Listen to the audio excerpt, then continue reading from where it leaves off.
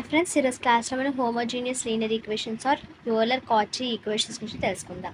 So ఫస్ట్గా ఇదంతా కూడా నేను ఏంటంటే జస్ట్ ఒక వర్కింగ్ రూల్ చెప్పేసి దానికి సంబంధించిన ప్రాబ్లమ్ అని చెప్తాను. ఓకేనా? సో ప్రాసెస్ ఏంటి అని మాత్రమే చెప్తున్నాను. ఓకే, సో ఇక్కడ ఏంటి అంటే ఫస్ట్ ఆఫ్ ఆల్ మనం ఎక్కడైతే ఎక్స్ అనేది ఉంటుందో ఆ ఎక్స్ ప్లేస్లో ఇక్కడ మనకి ఏం సబ్స్టిట్యూట్ చేయమన్నారు? ఈ పవర్ ఆఫ్ జెడ్. ఎక్స్ అనేది ఈ పవర్ ఆఫ్ జెడ్ అయితే జెడ్ అనేది ఏమవుతుందంట? లాగ్ ఎక్స్ అవుతుందంట. ఓకేనా? సో అంటే ఏంటి ఇక్కడ? For example e power of z ప్లేస్లో ఏంటి? ఈ పవర్ ఆఫ్ జెడ్ ప్లేస్లోన జెడ్ అంటే ఏంటి ఇక్కడ? Log X. మరి లాగ్ ఎక్స్ అంటే ఇక్కడ ఎక్స్పోనెన్షియల్కి లాగ్కి ఏమవుతుంది? క్యాన్సిల్ అయిపోతుంది. ఎక్స్పోనెన్షియల్కి లాగ్కి ఏమైపోతుంది? క్యాన్సిల్ అయిపోతుంది. అప్పుడు ఆ రెండు క్యాన్సిల్ అయిపోతే మనకి ఏం మిగిలింది? ఎక్స్ అనేది మిగిలింది. సో ఈ పవర్ ఆఫ్ జెడ్ అనేది ఉంటే మనకి ఈక్వల్ దేనికి ఈక్వల్ అవుతుంది? ఎక్స్ అనే దానికి ఈక్వల్ అవుతుంది. ఓకేనా? సో అది చెప్తున్నారు. నెక్స్ట్ ఏంటంటే ఎక్స్డి ఈక్వల్ టు టీటా అని తీసుకోమంటున్నారు. ఎక్స్డి ఈక్వల్ టు టేటా అని, ఎక్స్ స్క్వేర్ డి స్క్వేర్ అంటే దాన్ని టేటా ఇంటూ టేటా -1 అని.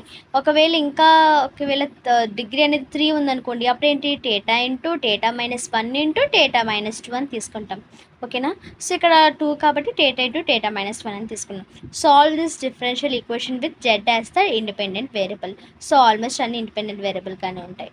సో నెక్స్ట్ వచ్చేసరికి replace z by log x. ఏంటి రీప్లేస్ జెడ్ అంటే ఎక్కడైతే మనకి ఫస్ట్ ఏంటి? జనరల్ సొల్యూషన్ అనేది సాల్వ్ చేసేస్తాం. జనరల్ సొల్యూషన్ అనేది సాల్వ్ చేసేసిన తర్వాత సో మనం ఏంటి? జెడ్ అనేది మనకు వస్తుంది అన్నమాట. జెడ్ అనే ప్లేస్లోన మనం ఆ జెడ్కి బదులుగా లాగ్ ఎక్స్ అనేది సబ్స్టిట్యూట్ చేస్తే అది మనకి లాస్ట్ ఆన్సర్ అనేది అవుతుంది అన్నమాట.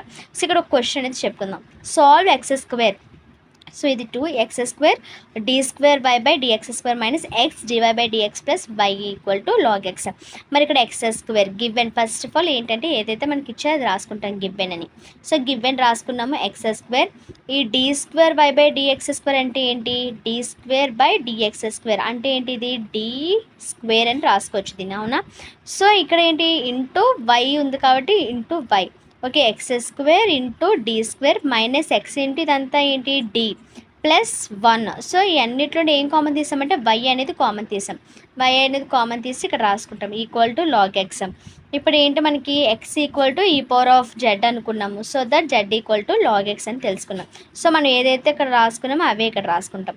రాసుకున్న తర్వాత ఇక్కడ ఎక్స్ స్క్వేర్ డి స్క్వేర్ అని ఉంది. ఎక్స్ స్క్వేర్ డి స్క్వేర్ అంటే మనం దాని ప్లేస్లో ఏమని రాసుకోవచ్చు?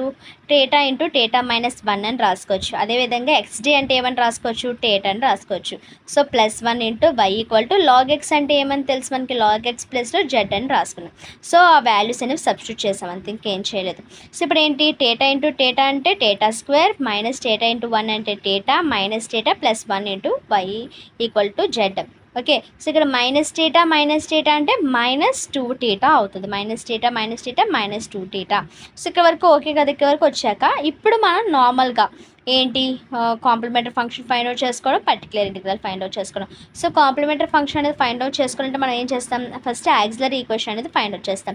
మరి యాక్సిలరీ ఈక్వేషన్ అయితే నార్మల్గా ఏం చేస్తాం? ఎక్కడైతే డి ఉంటుందో ఆ ప్లేస్లో ఎం అనేది రాసుకునేవారు. ఇక్కడ టేటా తోటి మనం డినోట్ చేస్తున్నాం కాబట్టి టేటా ప్లేస్లో ఎం అనేది రాస్తాం. అంటే టేటా స్క్వేర్ అంటే m² - 2m + 1. సో వై అనేది నెగ్లెక్ట్ చేసేస్తాము. ఈక్వల్ టు తర్వాత ఏమున్నా కూడా దాన్ని యాక్సిలరీ ఈక్వేషన్కి వచ్చేసరికి 0 తోటే కన్సిడర్ చేస్తాం. ఓకేనా? సో ఇక్కడ ఏంటి? -2m. సో మనం ఇక్కడ ఫ్యాక్టరైజేషన్ చేస్తున్నాం కాబట్టి -m అని తీసుకున్నాం. సో -m అంటే -2m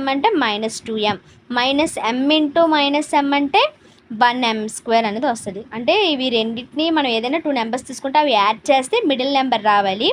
అదే ఆ 2 నెంబర్స్ని మల్టిప్లై చేస్తే సో ఈ కార్నర్ నెంబర్స్ అనేవి రావాలన్నమాట. సో ఫ్యాక్టరైజేషన్ అవి వచ్చు కదా? సో ఇప్పుడు ఏం చేస్తాం? రూట్స్ అనేవి ఫైండ్ అవుట్ చేస్తున్నాం. సో ఇక్కడ ఈ రెండిట్లో నుండి m అనేది కామన్ తీసాను. m అనేది కామన్ తీస్తే ఇక్కడ ఇంకా ఒక m అనేది మిగులుతుంది. ఇక్కడ -1. సో ఇక్కడ -1 అనేది కామన్ తీస్తే m, ఇక్కడ మైనస్ ఇంటూ మైనస్ ఏమవుతుంది? మైనస్ ఇంటూ మైనస్ ప్లస్ అవుతుంది కాబట్టి ఇక్కడ మైనస్ అనేది పెట్టుకున్నాం. ఓకేనా? సో ఇక్కడ ఏంటో మనకి కామన్గా ఈ రెండిట్లో ఏమున్నాయి? m-1 అనేది కామన్గా ఉంది. సో m-1 అనేది కామన్గా రాసుకుంటాం. ఇంకా మిగిలిపోయింది ఏంటి? ఇక్కడ m మిగిలిపోయింది, ఇక్కడ -1 మిగిలిపోయింది. సో ఆ మిగిలిపోయిన దాన్ని కూడా రాసుకుంటాం అన్నమాట. సో ఇక్కడ అదే మనం రాసుకున్న m-1 into m-1 equal to 0. So m equal to ఇక్కడ m-1 ఈక్వల్ టు 0 చేస్తే m ఈక్వల్ టు 1, ఇక్కడ m-1 ఈక్వల్ టు 0 చేస్తే ఇక్కడ m ఈక్వల్ టు 1, అంటే 1, 1. సో ఈ రూట్స్ అనేవి ఏంటి, రియలా ఇమేజినరా, real. So real and equal అంటే ఈ రెండు కూడా ఎలా ఉన్నాయి, ఈక్వల్గా ఉన్నాయి కాబట్టి సో మనం ఏంటి, నేను ఆల్రెడీ హోమోజీనియస్ చెప్పేటప్పుడు నేను ఫార్ములాస్ చెప్పాను. సో మీరు అవి నోట్ చేసుకోండి, ఓకేనా. సో ప్రతిసారి ఆ ఫార్ములాస్ అనేవి రాస్తే టైం టేక్ అనేది అవుతుంది అనేసి నేను ప్రతిసారి ఫార్ములాస్ అనేవి రాయట్లేదు. సో ఇది నార్మల్గా మనకి ఎలా కనిపిస్తుంది అంటే C1 into C2x into e⁻m1x అన్నట్టుగా ఉంటుంది అన్నమాట అక్కడ. సో ఇక్కడ m1 అంటే ఏంటి, రూట్స్ మాట. సో ఇక్కడ m1 అంటే ఏంటి, రూట్స్. అంటే ఇక్కడ రూట్ ఎంత 1 కాబట్టి ఇక్కడ 1. సో 1 ఇంటూ ఎక్స్ మాట. సో ఇక్కడ మనం ఏంటి, ఇక్కడ మనం జెడ్ అని రాసుకుంటున్నాం, ఎక్స్ ప్లస్లో ఏమని రాసుకుంటున్నాం, ఇక్కడ జెడ్ అని రాసుకుంటున్నాం అన్నమాట, ఓకేనా. సో కాంప్లిమెంటరీ ఫంక్షన్ వచ్చేసరికి C1 plus C2 into Z, so into వచ్చేసరికి e⁻z అనేది వస్తుంది. సో అదేవిధంగా పర్టికులర్ ఇంటిగ్రల్ అంటే ఏంటి, మనకి నార్మల్గా ఏదైతే రైట్ సైడ్ ఉంటుందో దాన్ని ఈ లెఫ్ట్ సైడ్ ఉన్న టర్మ్స్ అనేది డివైడ్ చేస్తుంది. సో లాగ్ ఎక్స్పై ఇక్కడ ఏంటి m-1 ఇంటూ m-1 అని రాసుకోవచ్చు, ఏదైతే డైరెక్ట్గా m²-2m+1 అని రాసుకున్నాం అదైనా రాసుకోవచ్చు, లేదంటే ఇంకేది ఎలా రాసుకోవచ్చు, m-1 ఇంటూ m-1 అంటే m-1 హోల్ స్క్వేర్, అంటే 2 టైమ్స్ ఉన్నాయి కాబట్టి హోల్ స్క్వేర్, ఈ విధంగా కూడా రాసుకోవచ్చు అన్నమాట. సో ఇలాగా ఈ విధంగా రాసుకుంటే మనం m+లో మళ్ళీ ఇక్కడ ఏం చేస్తున్నాము, ఇక్కడ జెడ్ లాగ్ ఎక్స్ అంటే ఏమనుకున్నాం, జెడ్. సో లాగ్ ఎక్స్ ప్లస్లో జెడ్ అనేది సబ్స్టిట్యూట్ చేస్తాం. అదేవిధంగా ఇక్కడ మనం m అంటే ఇక్కడ ఏమని తీసుకుంటున్నామంటే θ-1 హోల్ స్క్వేర్.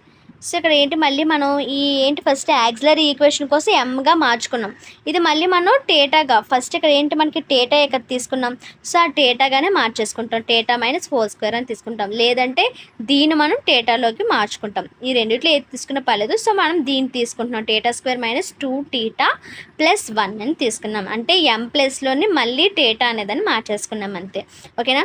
సో అంటే మీరు ఇది డైరెక్ట్గా రాయాల్సినది ఏం చేసాము, ఏదైతే క్వశ్చన్ ఉందో ఆ క్వశ్చన్ని నేను ఏం చేశాను, ఇది జెడ్గా అనుకున్నాను, ఇటువైపు ఏదైతే టర్మ్స్ ఉన్నాయో ఈ టర్మ్స్ అనే వాటిని ఇటువైపు డివైడ్ చేశాను అంతే, ఓకేనా.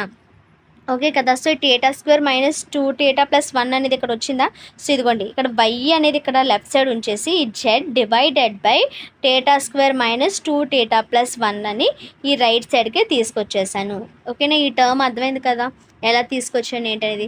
సో ఇప్పుడు ఏం చేయొచ్చు, మనకి ఇది ఏంటిది, ఇది ఎక్స్ అనుకుంటే ఈ జెడ్ అనే దాన్ని ఏమనుకుంటాం, ఎక్స్ అనుకుంటే, ఓకేనా. ఈ జెడ్ అనేదాన్ని ఎక్స్ అనుకుంటే మనకి ఈ యొక్క నాన్ హోమోజీనియస్ డిఫరెన్షియల్ ఈక్వేషన్స్లోన ఎక్స్కి ఫార్ములా ఏంటి, మనం దాన్ని 1+dగా కన్వర్ట్ చేసుకుని ఏదైతే 1+d.